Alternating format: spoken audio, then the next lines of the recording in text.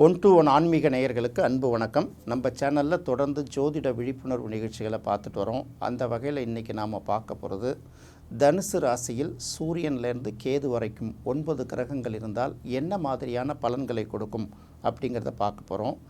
தனுசு ராசி அப்படிங்கிறது பார்த்திங்கன்னா காலபுருஷனுக்கு 9ஆம் இடத்தை குறிக்கக்கூடிய ஒரு ராசி. அப்போது அடுத்தது பார்த்திங்கன்னா இது பாக்கியஸ்தானத்தை குறிக்கக்கூடிய ஒரு ராசி. ஒரு ஜாதகத்தை பார்க்கும்போது அவங்க லக்னம் எதுவாக இருந்தாலும் 9ஆம் இடம் குடும்பம் வரைக்கும் கெட்டு போகாமல் இருக்கணும்.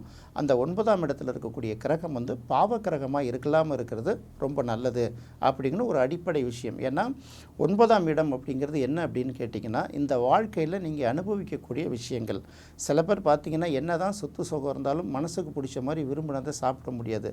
இதை சாப்பிடாதீங்க, சுகருக்கு ஒத்துக்காது, இதை சாப்பிட்டிங்கன்னா கொலஸ்ட்ரால் வந்துடும், சொத்து சுகம் என்ன இருந்தாலும். அதே சமயத்தில் சில பேருக்கு எந்தவித பின்னணியும் இருக்காது. அவங்களுக்கு பார்த்திங்கன்னா எங்கேருந்து கிடைக்குதோ தெரியல, எது கிடைச்சாலும் சாப்பிடுவாங்க, அதுவும் அவங்களுக்கு தொடர்ந்து கிடைச்சிட்ருக்கும். அப்போ இந்த அனுபவிக்கிற யோகம் காலாகாலத்தில் படிக்கணும், காலாகாலத்தில் திருமணம் செய்து கொள்ளணும், நல்ல மாதிரி குழந்தைகள்லாம் உருவாக்கணும், அப்புறம் தொழிலில் இருக்கணும், நல்ல வேலை வாய்ப்பு, இதையெல்லாம் முழுமையாக கிடைக்கிறதுக்கு உங்களுக்கு கிடைக்கக்கூடியது, இதை கொடுக்கக்கூடிய இடம் அப்படின்னு பார்க்கும்போது 9ஆம் இடம்.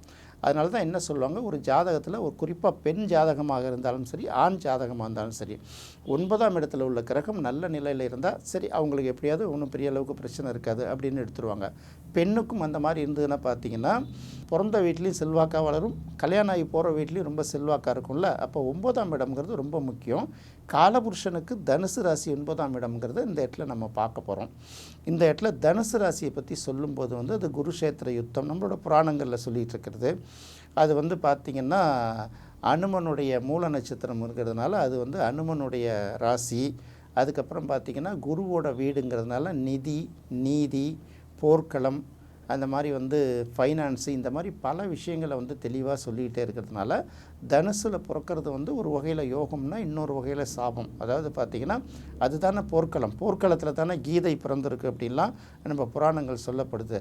அதே சமயத்தில் ஒரு வம்சமும் எத்தனை வம்சமும் அழிஞ்சிருக்குல்ல இந்த போர்க்களத்தில்.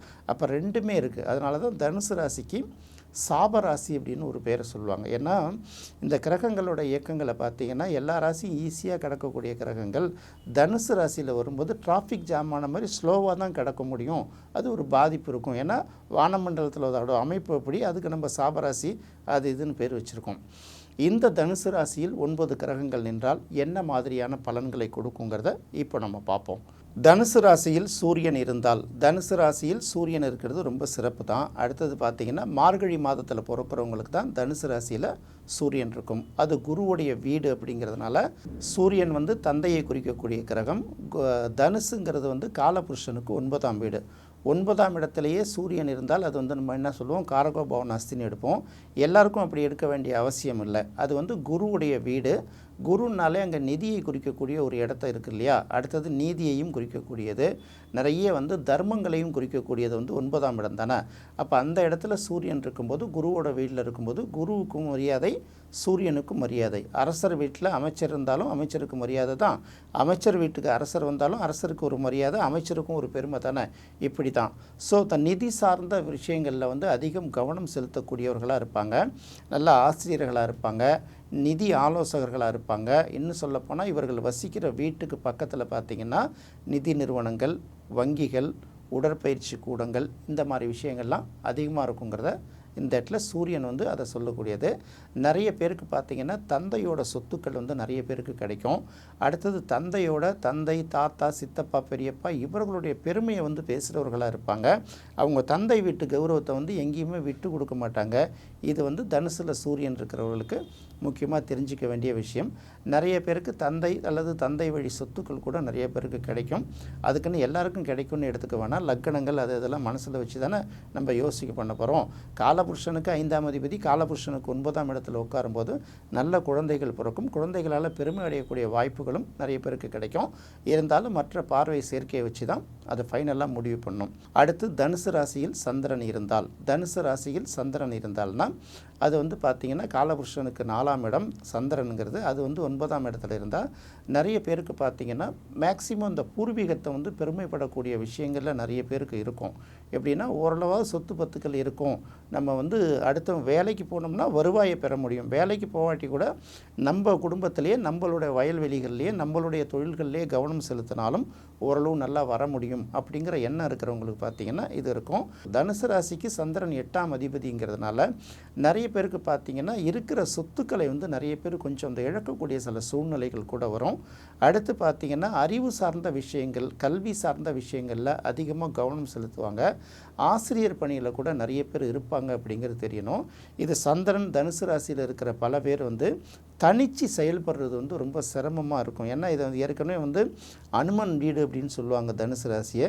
நிறைய விசுவாசிகளாக இருப்பாங்க. அதாவது யாருக்கிட்ட ஒர்க் பண்ணால் கூட அவங்களுக்கு 100% விசுவாசமாக இருப்பாங்க. ராமருக்கு அனுமார் எப்படி இருப்பார், அவங்களுக்கு வந்து யாராவது ஒரு பாஸ் வேணும், அவங்களுக்கு லாயலாக இருப்பாங்க. அதே சமயத்தில் இவங்க தனித்து நிற்கக்கூடிய எண்ணம் வந்து இவங்களுக்கு ரொம்ப குறைவாக இருக்கும். அதாவது உள்ளுக்குள்ளே வந்து நம்ம தனியாக பண்ணும்போது நம்ம ஜெயிச்சிரோமா தோற்றுறோமா, இயற்கை சேஃப்டியாக போயிட்டுருக்குல்ல, அவங்க நம்மளை பார்த்துப்பாங்கள்ல, நம்ம அவங்களோட விசுவாசமாக இருந்துடும், இந்த மாதிரி ஒரு சூழ்நிலை இருப்பாங்க. சந்திரன் இருக்கிறது அறிவு இருக்கும், அறிவுத்திறன் இருக்கும், கல்வி போதிக்கக்கூடிய திறன் இருக்கும். எல்லாத்தையும் தாண்டி தனித்து இயங்கக்கூடிய ஒரு விஷயம் வந்து சற்று குறைவாக இருக்கும் அப்படிங்கிறத இந்த இடத்துல தெரிஞ்சுக்கணும். தனுசு ராசியில் செவ்வாய் இருந்தால், தனுசு ராசியில் செவ்வாய் இருக்கிறது ரொம்ப சிறப்பு இல்லையா? செவ்வாய்ங்கிறது முழுக்க முழுக்க அந்த வீரத்தையும் தைரியத்தையும் குறிக்கக்கூடிய ஒரு இடம்.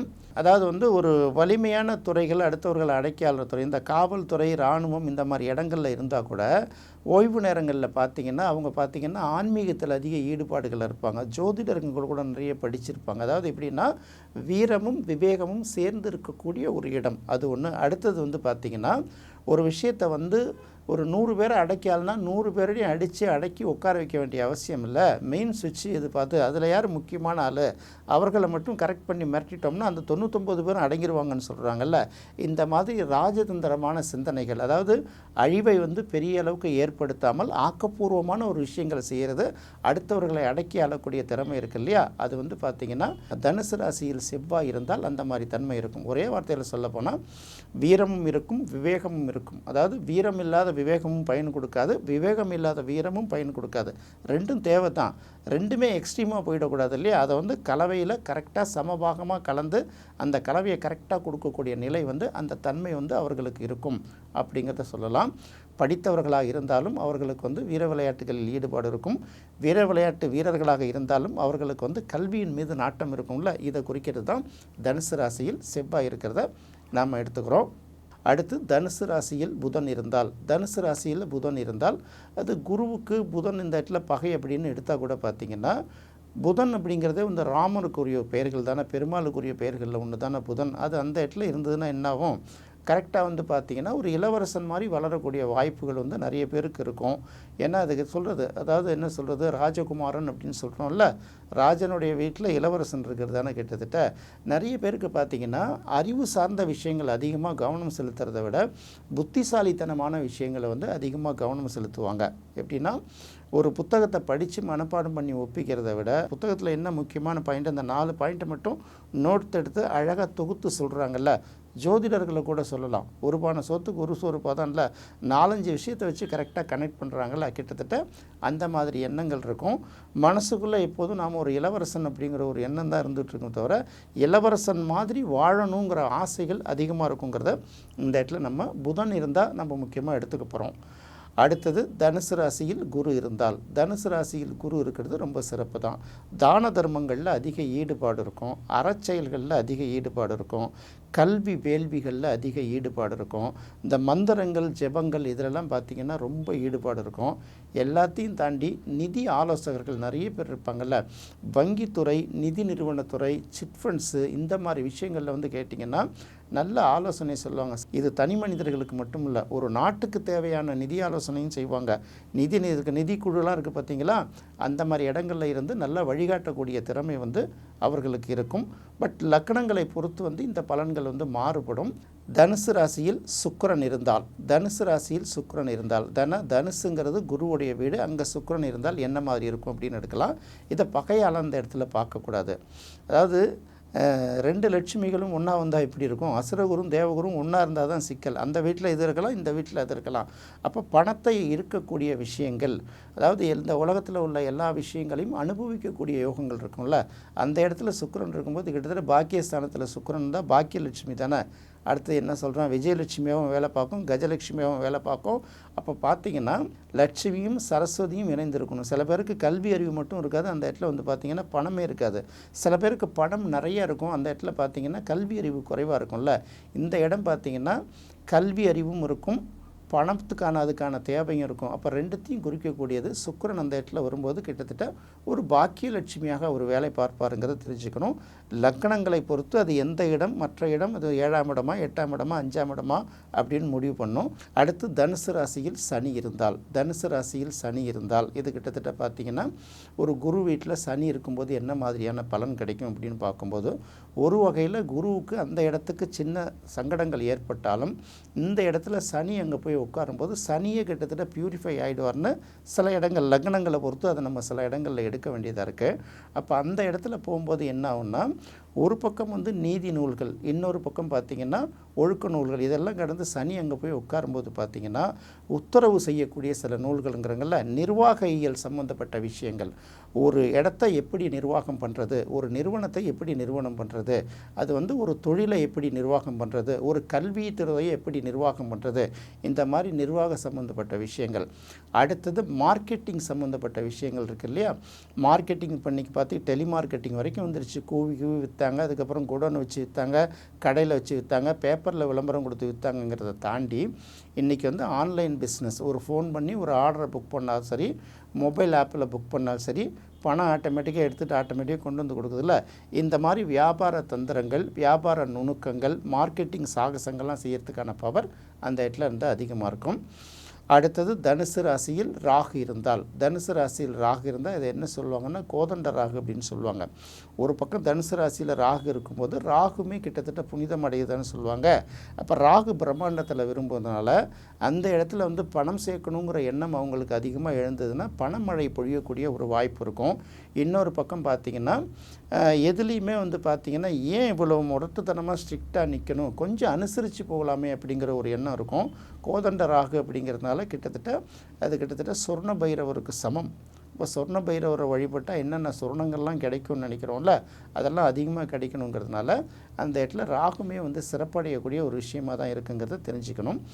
அடுத்து தனுசு ராசியில் கேது இருந்தால், தனுசு ராசியில் கேது இருந்தால் இது வந்து பார்த்திங்கன்னா பாக்கியத்தை வந்து சற்று சுருக்கக்கூடிய தன்மை, மனிதன் வந்து அனுபவிக்கக்கூடிய மகிழ்ச்சிகள் இருக்குது இல்லையா, அவனுக்கு வர வேண்டிய விஷயங்கள், கிடைக்கக்கூடிய விஷயங்கள்லாம் இருக்குல்ல, இதிலெல்லாம் சின்ன சின்ன தடங்களை ஏற்படுத்தும். சில பேர் எவ்வளோ தான் வசதியாக இருந்தால் கூட பார்த்திங்கன்னா அவங்க எதையுமே அனுபவிக்கிறதுக்கு விருப்பம் இல்லாமல், அதாவது தன்னை கூட விரும்பாத அளவுக்கு இருப்பாங்க. ஏதோ நடக்குது, ஏதோ போகுது, அவ்வளோதான், ஏதோ அந்த வேலைக்கு கொஞ்சம் சாப்பிட்டோமா அதை மட்டும் பார்த்துக்கும். பசிக்காக மட்டுமே சாப்பிட்றது, உணவை ருசித்தோ ரசித்தோ சாப்பிட்றது இல்லை. வாழ்க்கையும் கிட்டத்தட்ட அப்படி தான். காலங்கள் போகிற வரைக்கும் போகட்டும், இந்த வாழ்க்கையை ருசிச்சுலாம் வாழக்கூடாது. அதே சமயம் அடுத்த தலைமுறைகளுக்கு நாம் சில நுணுக்கங்களை சொல்லி கொடுத்துட்டு போகணும், நல்ல விஷயங்களை சொல்லணும், மக்கள் மற்றவர்கள் கஷ்டப்படாமல் இருக்கிறதுக்காக அவர்களுக்கு சில வழிகளை கண்டுபிடிச்சி சொல்லணுங்கிறாங்கல்ல, அந்த மாதிரி தன்மைகளும் நுணுக்கமான தன்மைகளும் அவர்களுக்கு அதிகமாக இருக்குங்கிறதுனால தான் அந்த இடத்துல தனுசு ராகுக்கும் கேதுவுக்கும் சின்ன சின்ன வேறுபாடுகள் இருந்தால் கூட பொதுவாக தனுசு ராசி குருவோட வீட்டில் இருக்கக்கூடிய கிரகங்கள் ஓரளவு நன்மை தான் பயக்குங்கிறது பொதுவான தன்மை. மற்ற லக்கணங்கள் அதையெல்லாம் பொறுத்து இந்த பலன்கள் கொஞ்சம் சின்ன மாற்றங்கள் அடையுங்கிறத நீங்கள் தெரிஞ்சுக்கணும். என்ன நேயர்களே, தனுசு ராசியில் சூரியன் முதல் கேது வரை இருந்தால் என்ன மாதிரியான பலன்களை கொடுக்குங்கிறத இப்போதைக்கு பார்த்தோம். மீண்டும் மற்றொரு சுவையான நிகழ்ச்சியில் சந்திக்கலாம். நன்றி, வணக்கம்.